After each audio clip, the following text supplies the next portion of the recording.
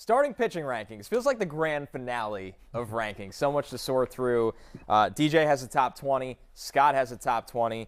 DJ, we'll start and we'll go a little faster for 20 through 11 before we get into the top 10. What do you start with at your top 20? So 20 for me is Max Fried. And I think the thing that separates him from some of the other fantasy aces, we want to see that innings total go up. Has yet to throw 200 innings in his career. Made some awesome strides with his control last season. So I like him a lot, but I want to see him get to that 200 inning threshold in 2023. Shane Bieber, I have 19. And the reason I'm doing that is because we're going to have this balanced schedule this year in Major League Baseball. So I wonder, not pitching against the AL Central as much, how that impacts the ERA. Maybe it bumps him over 3. We'll see. Zach Wheeler, I might be underrating here, but we know he had that forearm issue down the stretch last year. The velocity was kind of up and down during the postseason. So he has to answer some questions for me this spring. Luis Castillo, I have at number 17.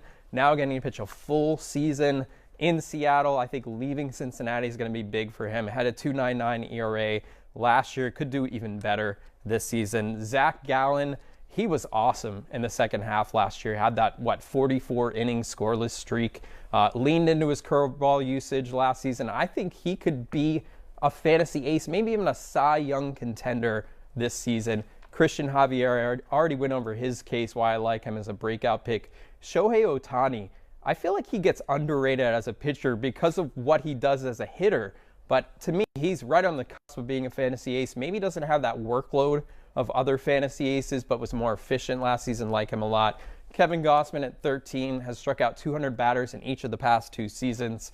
So he's right there in the cusp of the top 12 starters. Julio Urias, for me, very efficient. Strikeout rate might not be there, but he's going to get a lot of wins with the Dodgers. So I'm a big fan of him. Max Scherzer, I have at number 11. I mean, the fact with him is just how many innings can he throw? He hasn't thrown 200 innings since 2018, so it's been a little while. When he's healthy, though, he's going to be great. Scott, looking at your top 20, who do you start with, and where do you differ from DJ's 20 to 11? Yeah, you're going to hear a lot of the same names. I have Zach Gallen at number 20, but, DJ had him a few slots higher, and maybe I need to revisit that rank. It's a good defense in Arizona, and that park is misunderstood. It's actually a pitcher favoring park over the last few seasons. Alek Manoah and Kevin Gausman I have back-to-back at 19 and 18. If not for the dimension changes, I'd probably have them higher. I think Gausman is better served to be okay because he's got that ground ball tilt. Carlos Rodon is my 17 pitcher, which means I'll probably be out on him. Just a little bit nervous, the big contract in that homer-friendly park.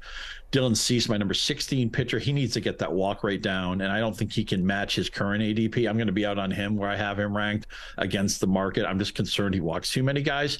Luis Castillo, DJ outlined it. Look, Cincinnati is hellish for pitchers. Seattle is a good pitching ballpark. I really believe in a lot of the moves this team has made. They made the playoffs last year. I think they'll be back in the playoffs this season. Julio Urias at 14. He breaks the ERA estimators. He always has that better ERA than the component stats suggest. When you do that enough times, I start to believe it's part of a skill that you own. So I'll be happy to draft him proactively.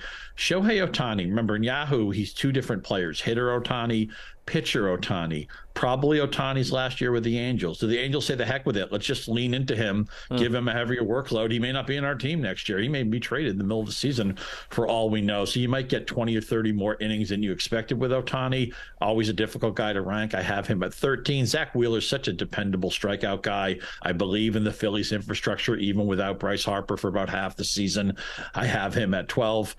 Now, DJ made a great point about Shane Bieber. He's my number 11 pitcher, so I like him more than DJ does. I know it's a so-so fastball, but his off-speed stuff is outstanding. His slider, he's got a great strikeout rate. Won't get as much of the AL Central as we're used to with the schedule more balanced this year, but I like that Cleveland defense, and I don't care that he doesn't light it up. He's not going to throw 100-mile-an-hour fastballs.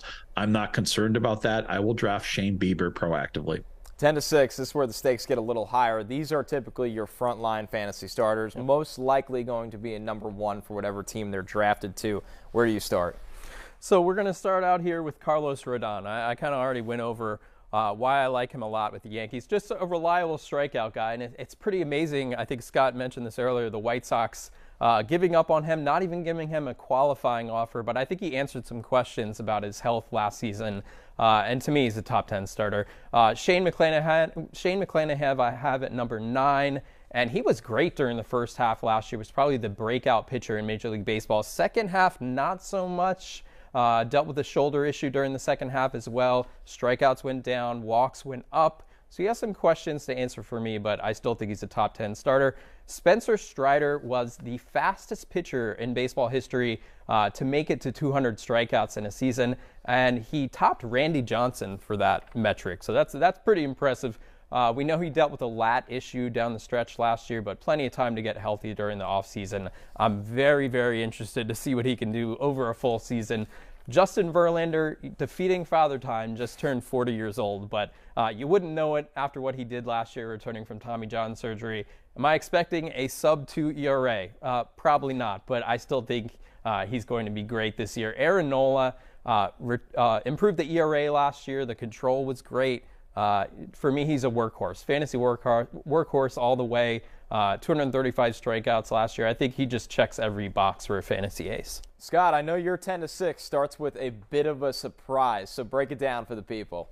Yeah, 10, I have Jacob deGrom, and I have my notes as scares the expletive out of me. I just don't think I have the nerve to draft deGrom. Maybe it's because I've been burned by him the last couple of years.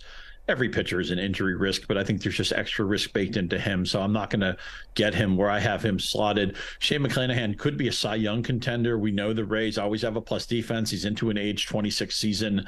These are the years to get invested. I have him at 9. I could conceivably move him up. I have the two old guy Mets at 8 and 7, Verlander into his age 40 season, Scherzer into his age 38 season. You could really rank those in any order you want. Are we comfortable drafting these guys in their mid-late 30s, even into 40 for Verlander? That's a kind of a personal choice for everybody. But I rank them where I may get them on some teams. Spencer Strider I have at 6. The only concern for me, because, man, he did pile up the strikeouts. He's only a 2-pitch guy. We always talk about a starting pitcher needs 3 pitches. But if the 2 pitches are dominant enough, maybe it doesn't matter. Atlanta is built to be a 95-win team. Again, Strider has also only done it once, which can make us concerned at times. I have him at SP6. The market may have him a little bit loftier than that. So I don't think I'll draft Strider as often as maybe a normal manager would. But still, a pretty good real estate for him as my SP6. Finally, DJ, your top 5 fantasy starting pitchers for the 2023 season. So number 5, I have Brandon Woodruff, and I think he actually goes underrated because he's on the same staff as Corbin Burnes, but you look at what he's done over the past 3 seasons. I mean, he has a sub-3 ERA in that time, and he's legit. I think he could push for 200 strikeouts with a full season of health. And to me, I think he's one of the best pitchers in the game, even though he doesn't necessarily get the recognition for it. I have Jacob deGrom at number 4. I said earlier I'm probably not going to touch him in drafts, but that's true. But potential, he could be the number 1 fantasy starter when it's all said and done. Am I going to draft him if I see him on the board, as the number 4 starter? Maybe not, but potential, he's right there. Sandy Alcantara, I think what's interesting about him is that he doesn't have the strikeout rate to match those other fantasy aces, but in terms of pure volume, he's going to throw more innings than anyone, assuming that he's healthy. He pitches deep into games. So he still got to 207 strikeouts last year, even though he didn't have that electric strikeout percentage. I think wins are a little shaky there with the Marlins, but I think he's legit as well. Garrett Cole, I think ERA is always going to be the tricky one with Cole pitching in Yankee Stadium. We've seen those days where he's just off, he's giving up home runs, but when it's all said and done, he puts up 250 strikeouts, so you can't complain about that. And Corbin Burnes, which is fascinating, we've seen over the past week that the Brewers actually took this guy to arbitration and angered him in the process. Not great. Yeah, not great, but we'll see how much longer Burnes actually pitches for the Brewers. But for me, he's the best pitcher in the game. He's the most reliable fantasy starter in the game. What he's done over the past 3 seasons, just the transformation that he's had has just been remarkable. Scott, how does your top 5 differ, and most importantly, overall, just how does it stack up? Yeah, a lot of the same names. I think we have the same top 3. I have Austin Nola at 5. I think he was DJ's number 6 pitcher. The problem with Nola is that the defense has never really been great in Philadelphia, and he is around the plate so much that he's going to allow contact. We know you can't shift this year, which is going to be a concern with some guys who pitch to contact. So I'm happy to draft Nola, but he's not necessarily a target for me. Brandon Woodruff at number 4.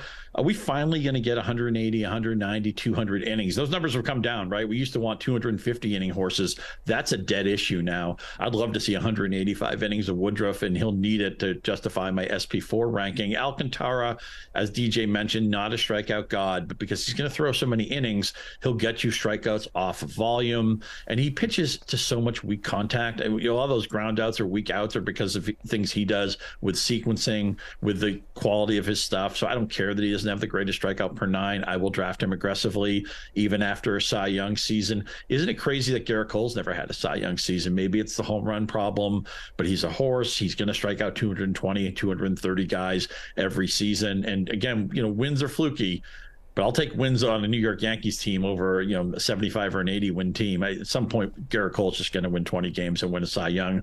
Why not this season?